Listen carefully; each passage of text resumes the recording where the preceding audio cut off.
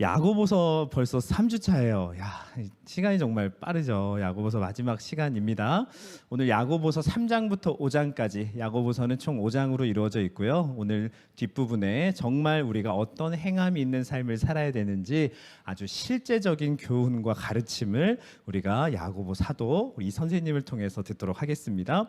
오늘의 말씀 함께 읽겠습니다. 야고보서 5장 19절부터 20절까지의 말씀을 우리가 한 목소리로 봉독하도록 하겠습니다.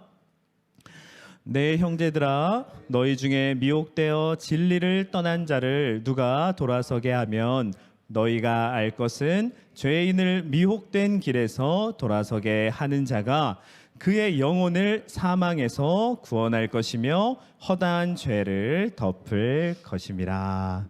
아멘. 하나님의 말씀입니다.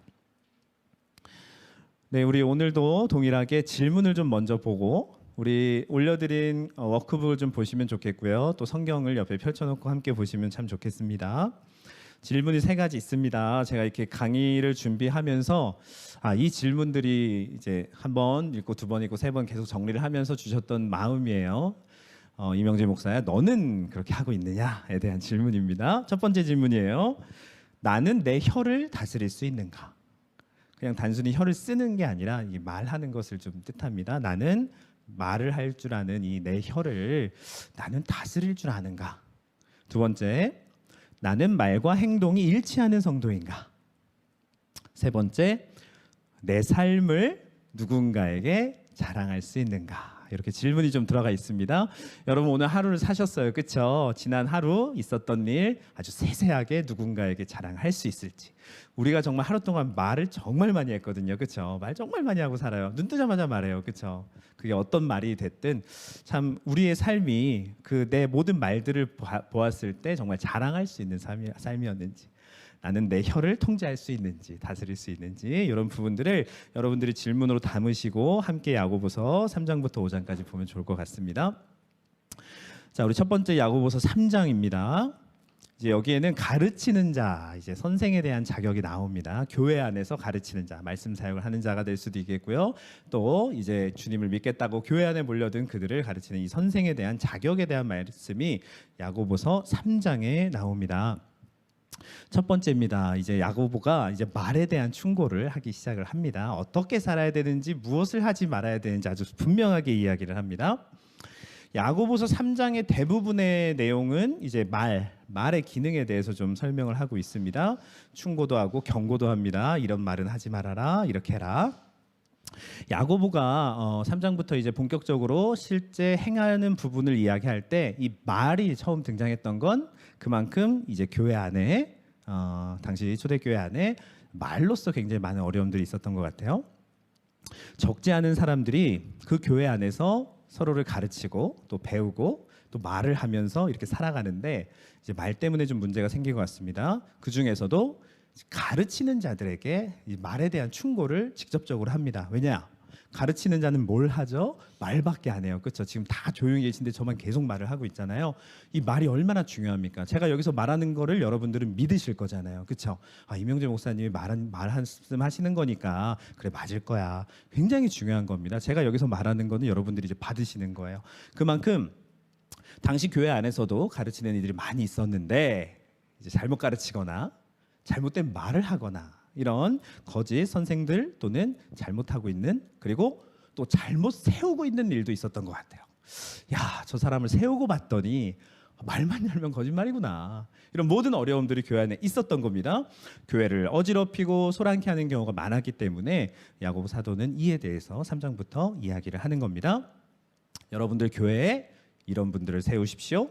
이런 말을 하는 자, 이런 행함이 있는 자를 세우십시오. 그에 대한 내용을 이야기를 합니다. 자, 1절부터 2절까지 그 말, 가르치는 자에 대한 이야기를 하면서 아주 재밌는 말이 처음부터 나옵니다. 우리 1절부터 2절까지를 함께 읽어보도록 하겠습니다. 시작.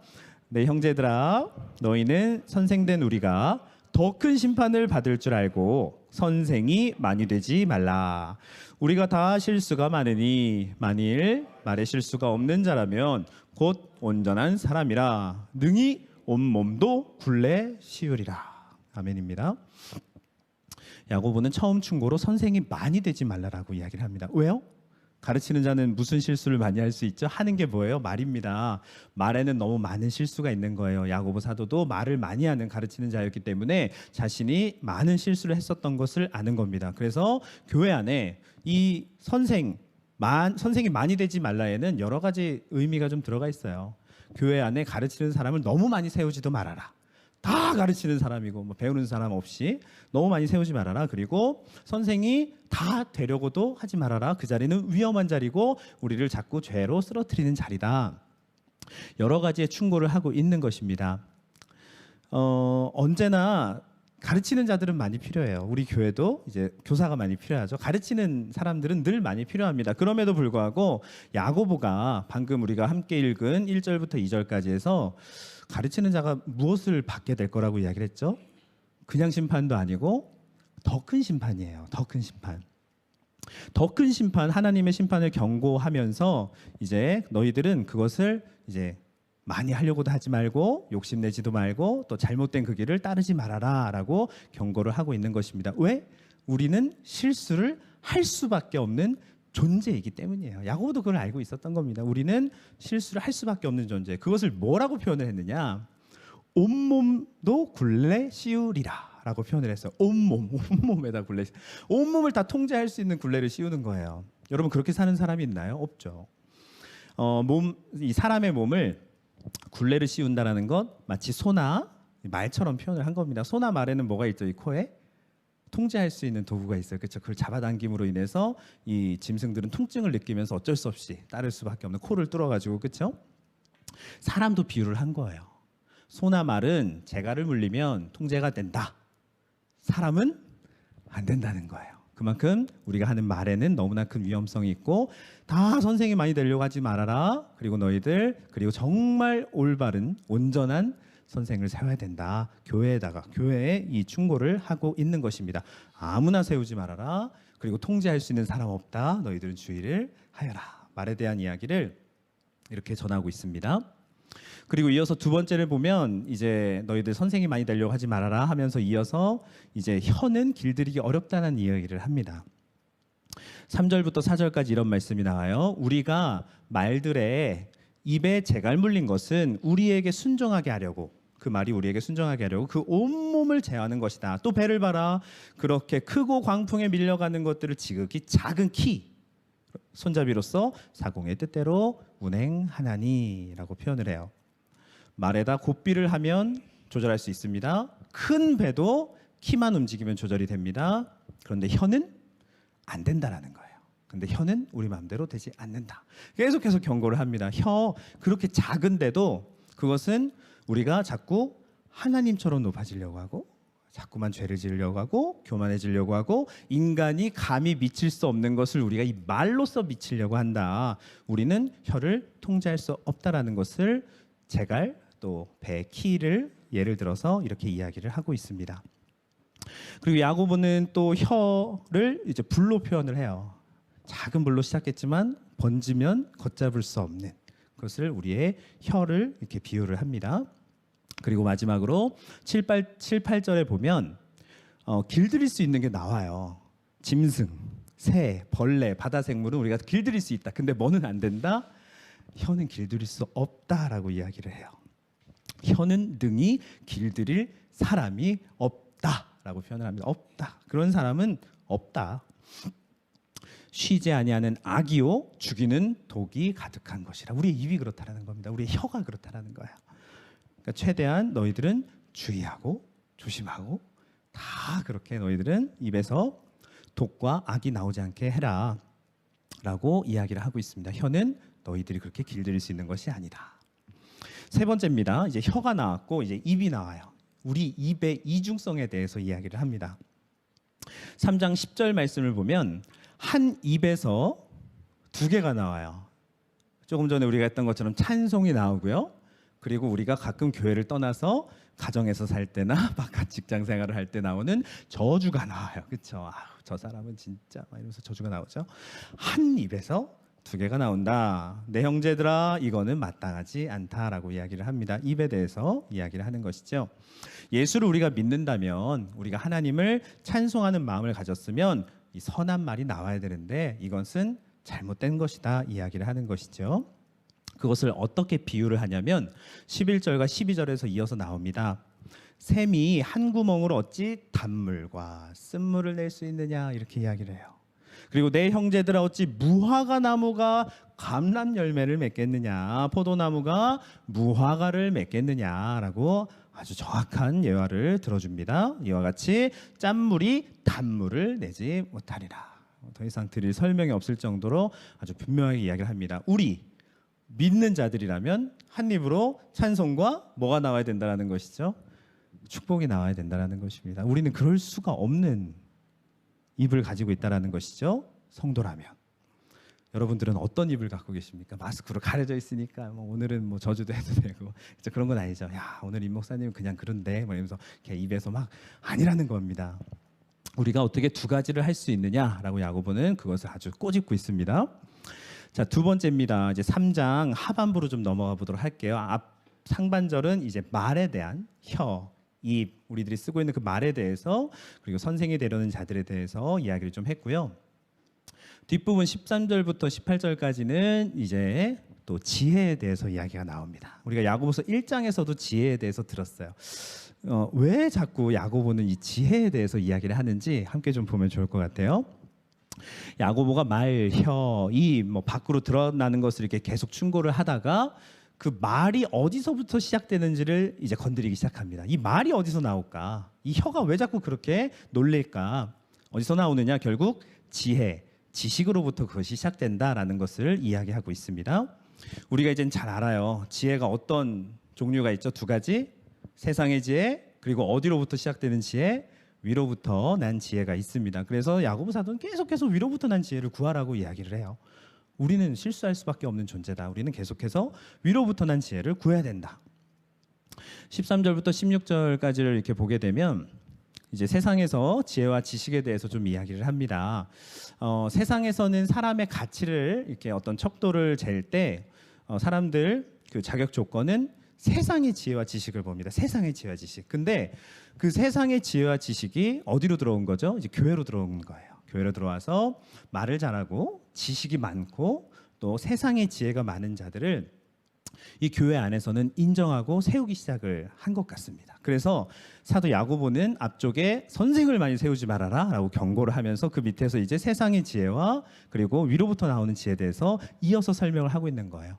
이것을 우리가 구분해내지 못하면 우리는 교회 안에 세상의 지혜와 지식을 가진 자들을 가르치는 자로 세울 수밖에 없다라는 것입니다. 이것을 우리는 경계해야 되고 잘 알아야 된다라는 거예요. 세상에서 인정받는 자를 우리도 똑같은 가치관과 똑같은 시각으로 그를 높이지 말라라는 것입니다.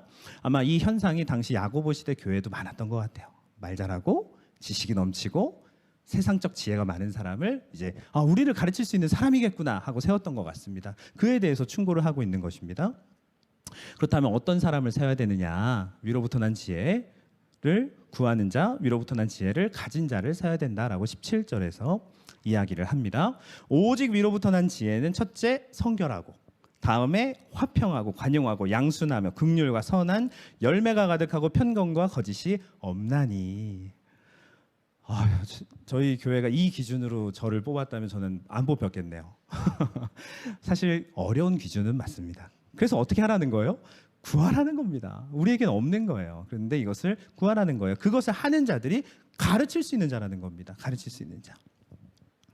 야고보는 이제 3장 마지막 18절에서 한 가지 주제를 다루면서 마무리 지어요. 뭐가 나오냐? 화평이 나옵니다. 화평이라는 주제로 마무리하는데 이렇습니다. 화평하게 하는 자들은 화평으로 심어 의의 열매를 거두느니라. 예수님께서 마태복음 5장 9절에서 이런 말씀을 하셨어요. 평화를 일구는 사람은 복이 있다. 그들이 하나님의 아들이라 불릴 것이기 때문이다 라고 예수님께서도 이야기를 하셨습니다.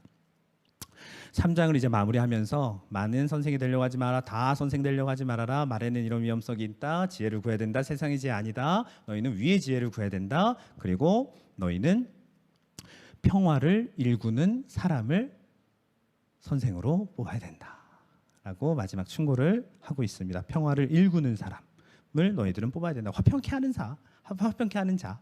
말로만 화평을 말하는 것이 아니라 화평케 하는 자가 너희들의 선생이 되어야 된다. 이렇게 이야기를 하는 것입니다. 하늘의 지혜를 가지고 선한 열매를 맺으며 말뿐이 아니라 말의 위험성을 충분히 알고 하늘에서 위에서부터 오는 그 지혜를 가지고 온전한 믿음을 가진 자들을 너희는 교회 안에 두어야 된다라고 충고를 하고 있는 것입니다. 그것을 말의 위험성, 너희들 혀에 얼마나 위험한 것들을 이제 예로 들어서 3장에서 이야기를 했습니다. 그리고 나서 우리가 4장으로 좀 넘어가 볼게요. 야고보서 4장은 이제 우리 성도들 간의 이제 갈등, 다툼, 싸움에 대해서 이야기를 좀 합니다. 왜 그랬을까요? 그 당시에도 성도들이 싸우고 다투고 갈등이 많았다라는 것이죠. 서신을 쓰는 이유는 늘 분명합니다. 많기 때문이에요.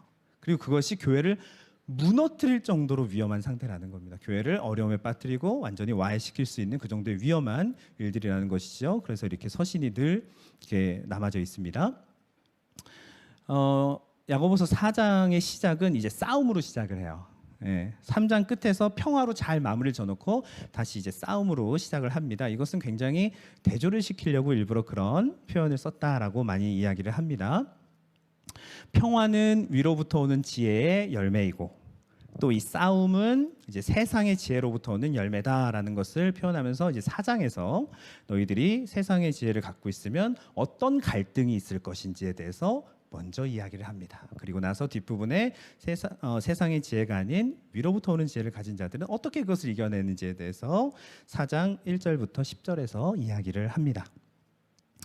우리 3번 함께 보도록 하겠습니다. 이제 4장 초반부입니다. 분쟁이 왜 생기는지에 대해서 진단을 하게 되겠고요. 야고보 사도가 그리고 그것을 어떻게 우리가 처방해야 되는지에 대해서 처방 전까지 야고보가 우리에게 전해줍니다. 야고보 사도는 4장 1절부터 10절까지의 이 성도들의 다툼, 싸움에 대해서 이 원인이 무엇일까? 이것을 정욕에서 찾았습니다. 정욕에서 찾았고요. 또 정욕은 우리가 세상과 짝하는 거, 하나님과 짝하는 것이 아니라 세상과 짝할 때 우리의 정욕은 생긴다. 우리가 마귀를 대적하는 것이 아니라 자꾸만 하나님을 대적할 때 다툼이 생긴다라고 이야기를 합니다. 1절을 보게 되면 너희 지체 중에서 싸우는 정욕으로 쫓아난 것이 아니냐라고 이야기를 하죠. 너희 지체 중에서 싸우는 정욕으로 쫓아난 것이 아니냐. 야고보 성도가 아주 잘 봤던 것 중에 하나는요. 성도들은 자주 다툰다라는 거예요. 그런데 잘 다투는데 이 성도들이 왜 싸울까? 얻고 싶은 게 있다라는 거예요. 얻고 싶은 게 있기 때문에 싸운다라는 것이죠. 내가 높아지려고 한다든지 내가 무언가 저 사람으로부터 인정을 받으려고 하는데 그것들을 하지 못하게 되면 싸움이 난다라는 것입니다. 그런데 야고보 사도가 잘 봤던 것 중에 하나는 무엇이냐면 저렇게 열심히 싸우고 다투는데 얻는 자는 하나도 없다라는 거예요. 얻는 자가 없다. 2절 말씀을 보면 너희는 욕심을 내어도 얻지 못하며 살인함의 시기에도 능히 취하지 못한다. 살인까지 해도 취하지 못한다라는 거예요. 왜? 못함으로 계속 다투고 싸우기만 한다라고 이야기를 한 것이죠. 야고보는 싸우는 것이 그들이 정말 우리 성도들이 원하는 것을 얻기 위한 방법이 아니다라고 이야기를 합니다.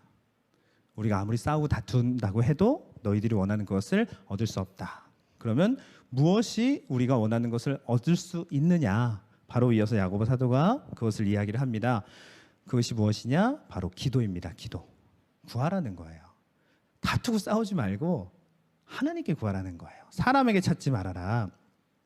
대인 관계가 아니라 너희들은 대신 관계로 옮겨져야 된다라고 이야기를 하는 겁니다. 하나님께 구해야지 왜 싸우고 다투면서 사람에게 넌 그것을 얻어내려고 하느냐라고 이야기를 하는 것이죠. 야고보 사도가 이 2절과 3절에서 이렇게 이야기를 해요. 너희가 얻지 못함은 구하지 아니하기 때문이요. 기도 안 한다. 하나님께 구하지 않는다. 사람에게 구한다.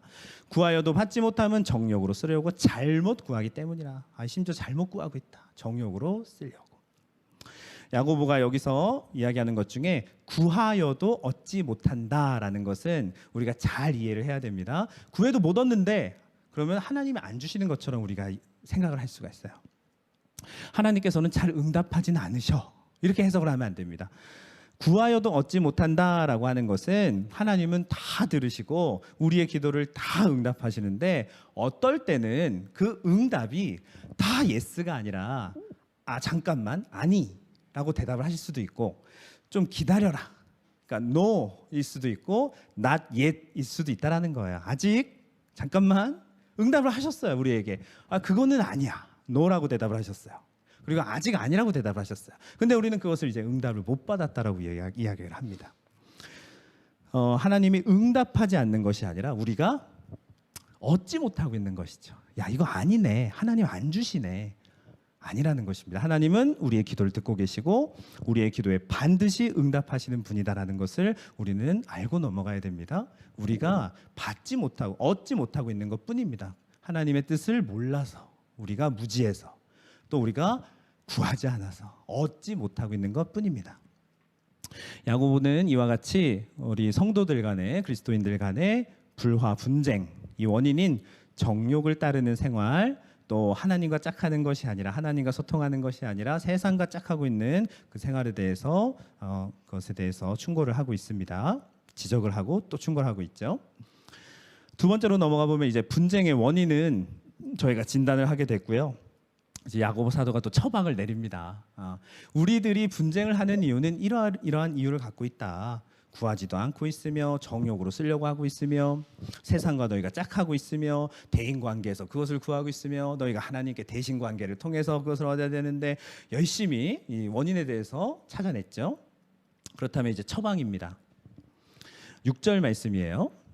4장 6절입니다. 그러나 더욱 큰 은혜를 주시나니 그러므로 일러스되 하나님이 교만한 자를 물리치시고 겸손한 자에게 은혜를 주신다 하였느니라.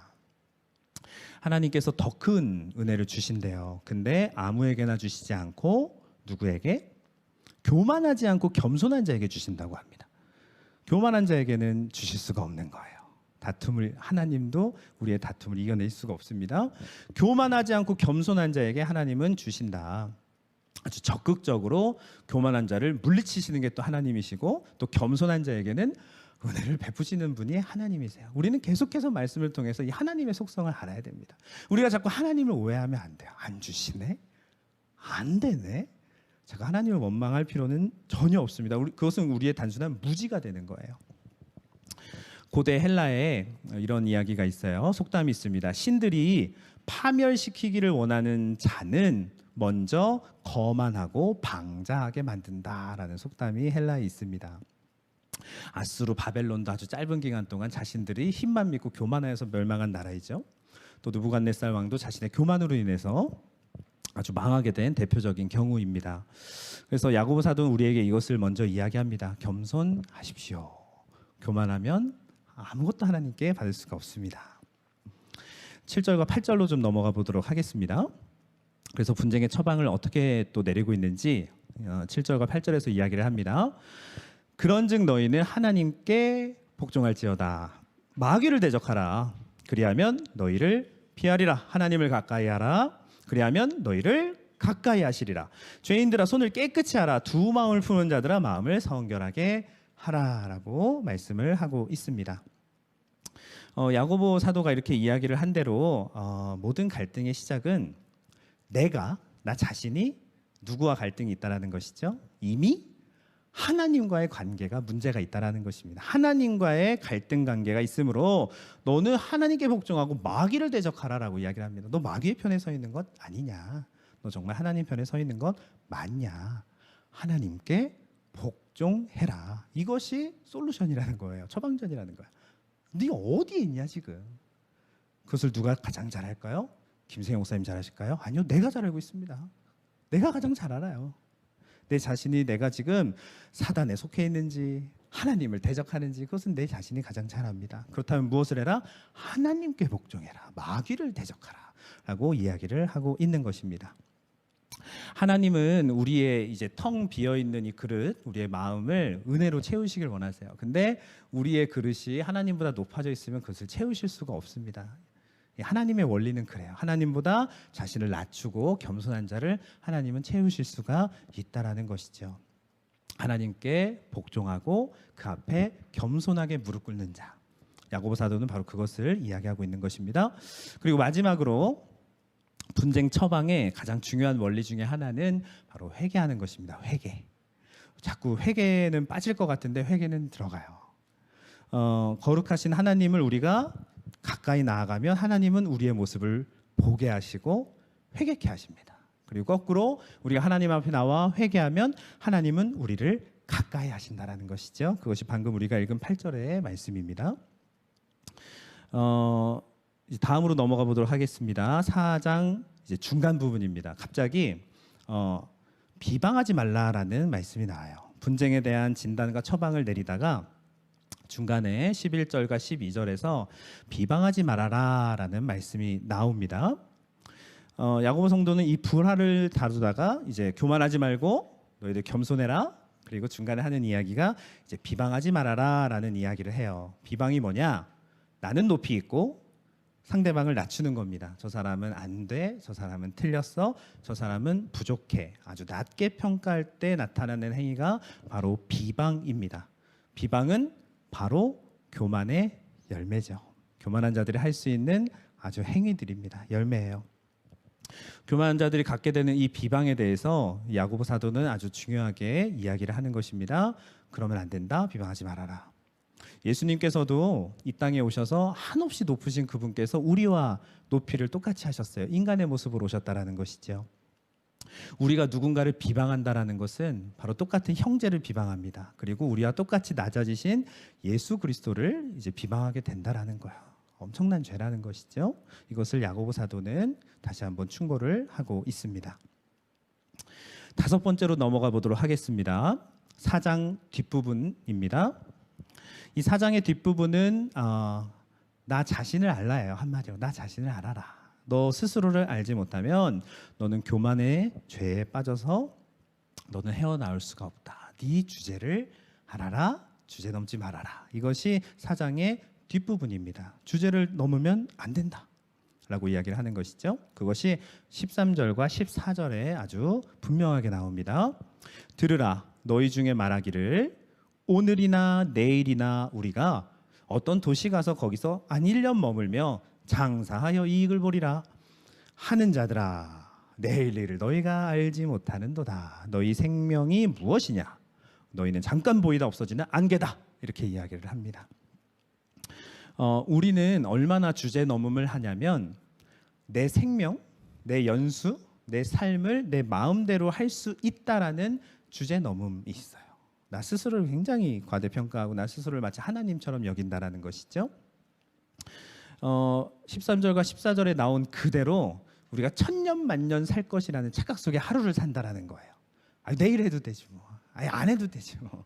이렇게 많이 산다라는 것이죠. 그리고 여기 이렇게 하면 돼. 내 뜻대로 산다라는 거예요. 하나님의 뜻을 전혀 구하지 않고 주제 넘음, 하나님을 넘어서서 이것도 내 마음대로 저것도 내 마음대로 시간도 내 마음대로 생명도 내 마음대로 하는 주제 넘음이 있다라는 것입니다. 그것이 오늘 13, 14절에서 오늘, 내일, 아무 도시, 1년, 장사 막 이렇게 나와요. 나 저기 가서 장사하면 잘 될 거야 막 이렇게 이야기를 해요. 우리 목회자들 안에도 그런 마음이 있거든요. 나 개척 가면 잘할 걸. 굉장히 얼마나 교만하고 나 자신을 모르는 상태인 거예요. 주제 넘는 모습이다라는 것이죠. 자신의 능력에 대한 과신이 우리 안에 있다라는 거예요.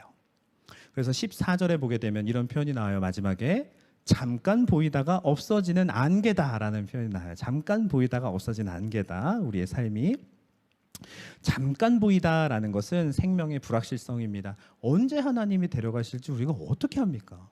근데 우린 천년 만년 살 것처럼 오늘 하루를 살았어요. 그렇지 않습니까?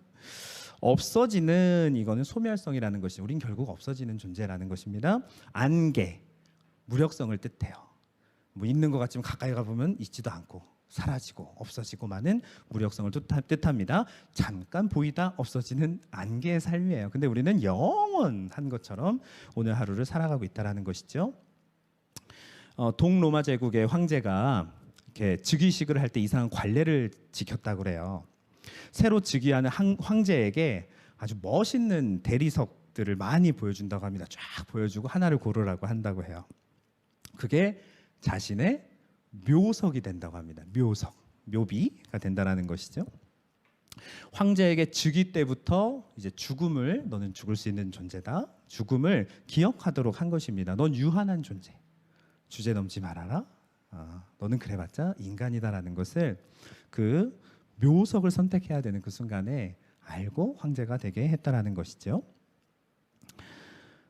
다음 절로 좀 넘어가겠습니다. 15절을 보게 되면 이제 야고보 사도가 계속해서 이야기를 합니다. 주저넘지 말아라.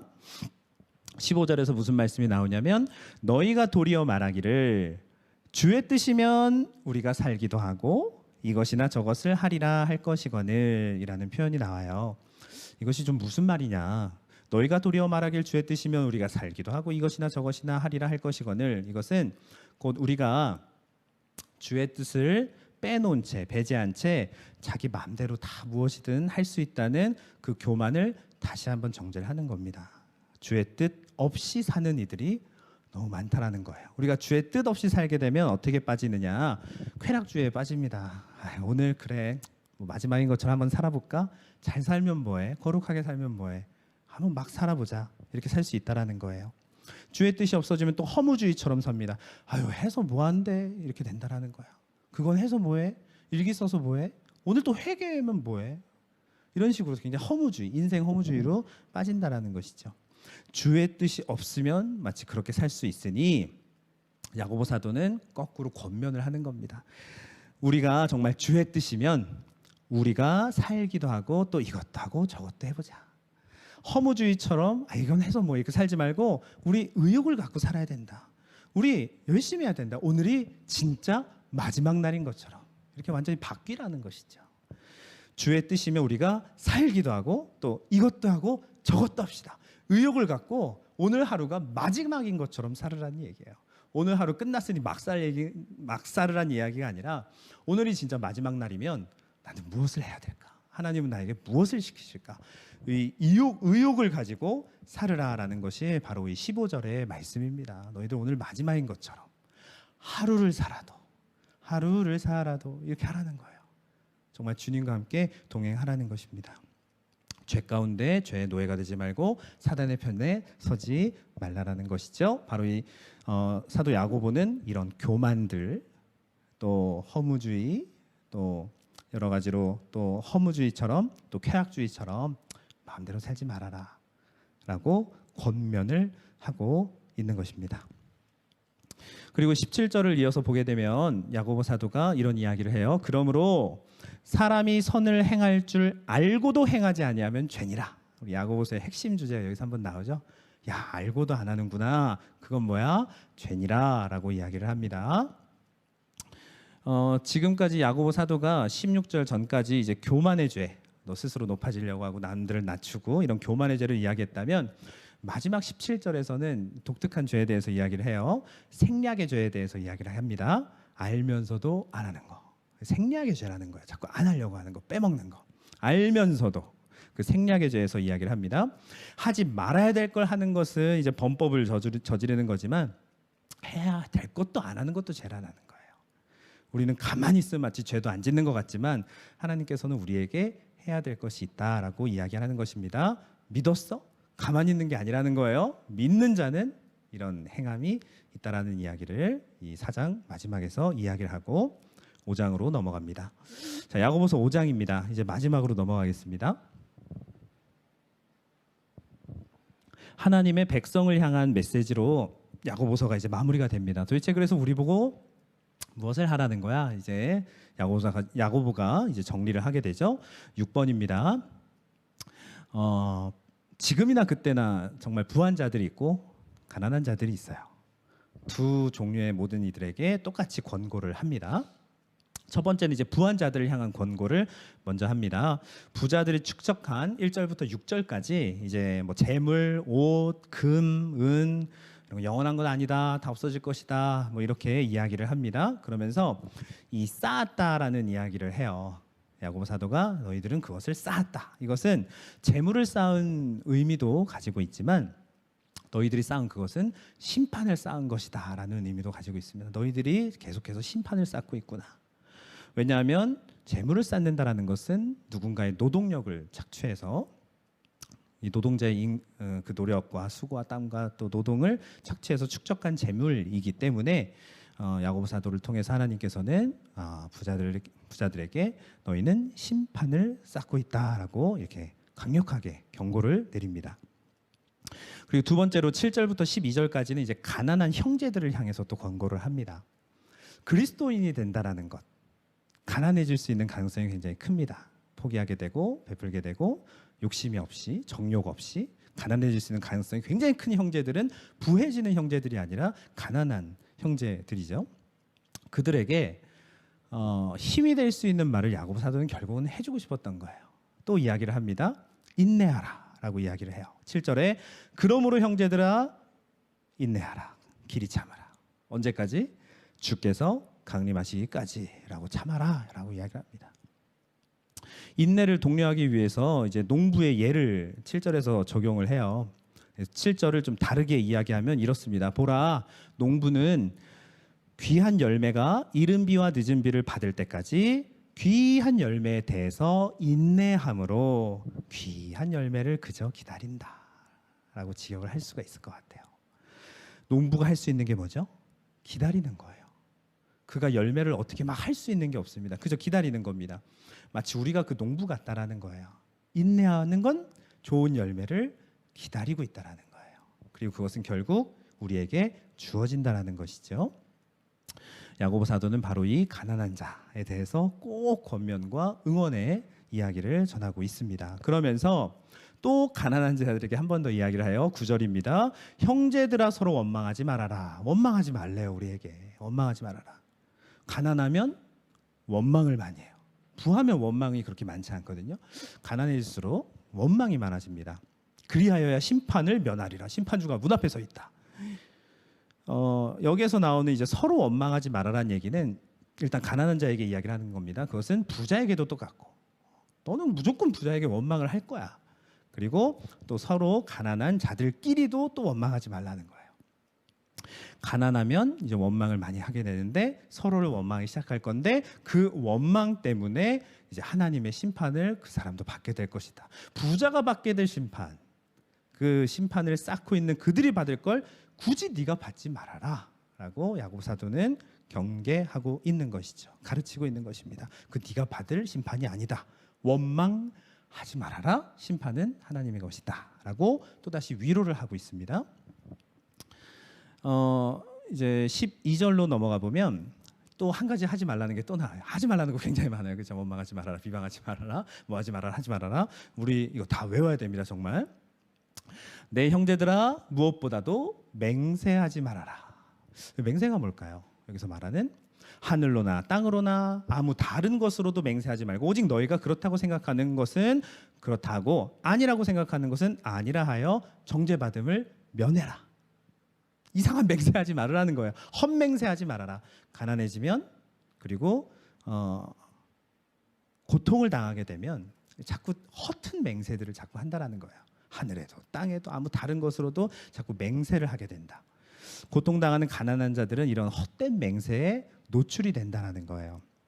그래서 심리적으로나 또 신앙적으로 자꾸 이상한 맹세하지 말고 너는 그 심판은 하나님께 맡기고 너는 너의 할 일을 해라 라고 이야기를 하는 것입니다. 마지막으로 좀 넘어가 보도록 하겠습니다. 7번입니다. 이제 고난당하는 자들을 위하는 기도가 5장 13절부터 18절까지 나옵니다. 그 중에서 13절을 보게 되면 너희 중에 고난당하는 자가 있느냐?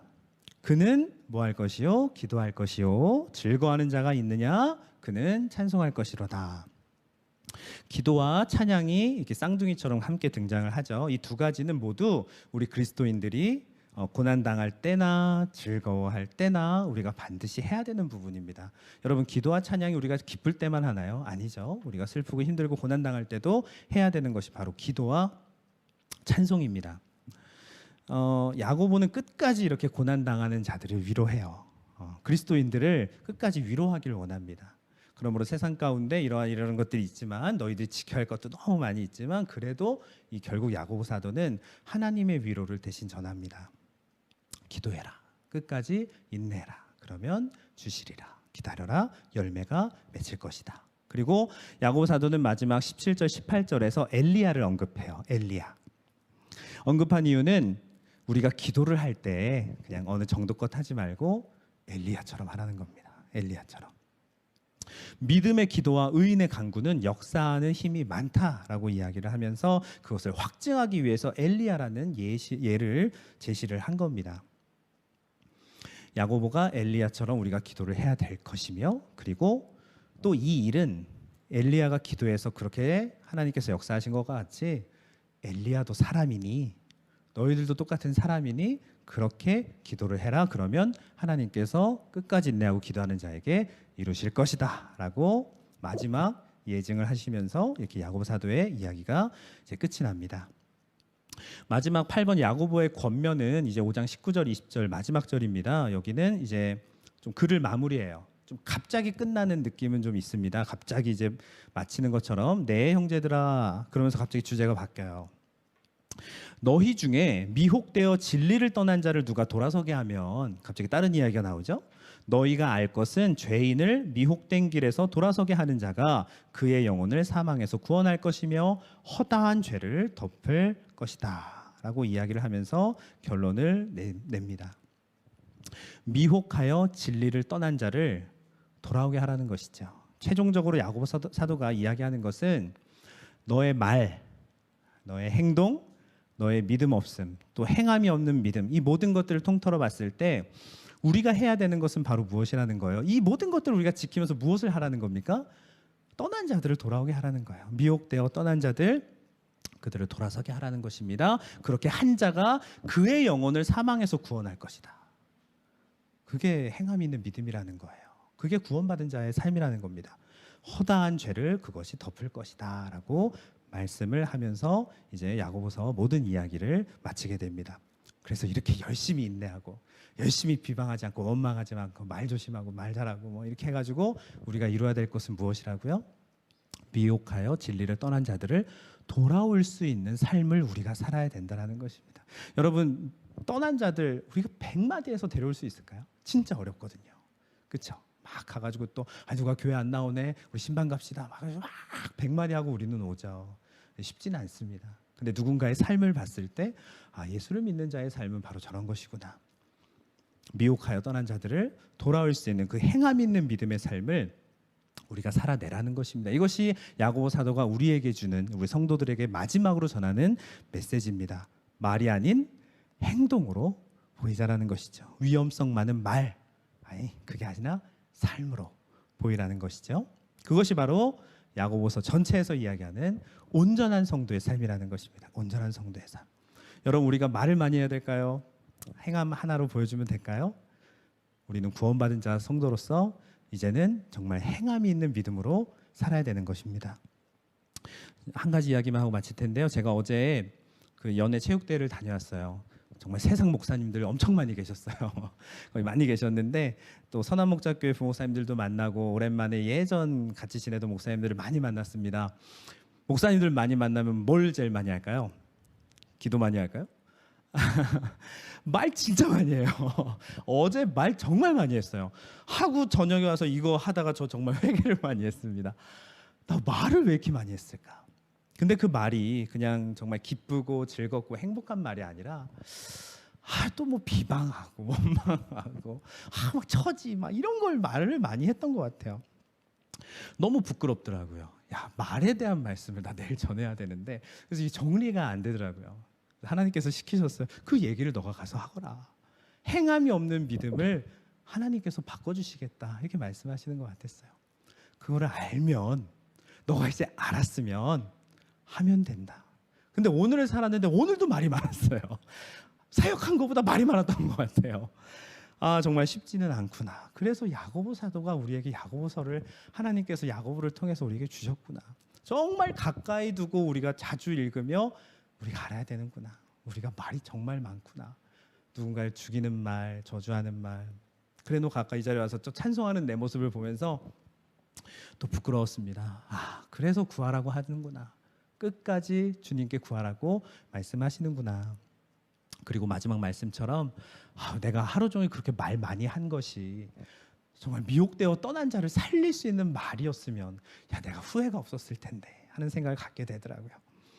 그래서 이제는 그 삶을 살아야 될 것 같습니다. 여러분 지난 하루를 돌아보셨을 때 그 말이 누군가를 살리는 말이었나요? 미혹되어 떠난 하나님을 떠나버리고 하나님을 대적하고 마귀 편에 서서 그러고 있는 자들을 우리가 정말 돌아오게 할 수 있는 말 한마디와 행동을 할 수 있는 그러한 삶을 살기를 간절히 원합니다. 이렇게 야고보서 말씀 마치도록 하겠습니다.